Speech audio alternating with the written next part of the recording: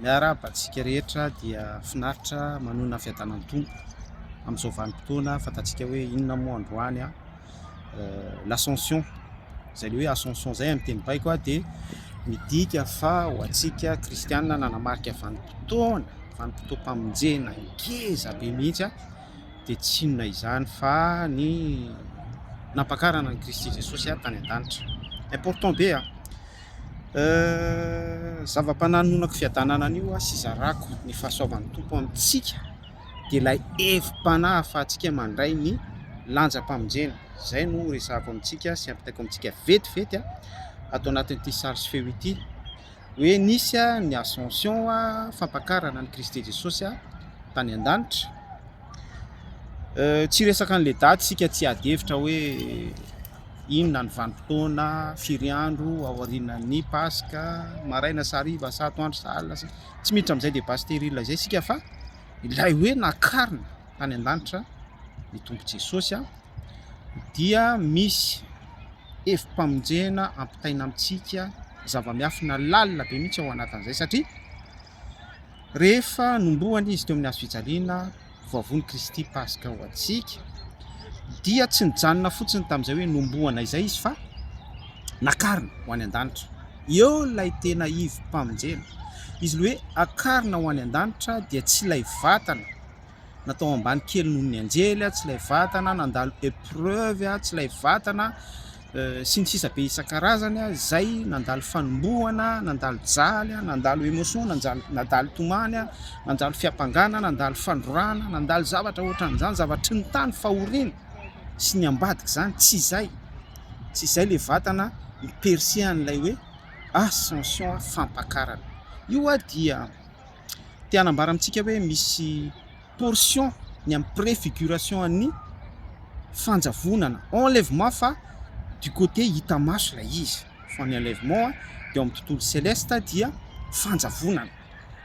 Ka ny message ampitaiko antsika ao amin'ilay hoe ascension nakarina Kristy Jesosy dia mampita hafatra amintsika ny soratra masina hoe isika ihany koa rehefa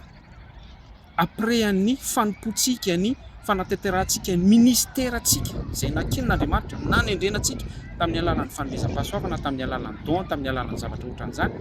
tahaka n'ilay nanendrenan'ny Kristy Jesosy tamin'ny mahalamatoana ny fitsanganana sy ny sisa rehetra, dia isika rehefa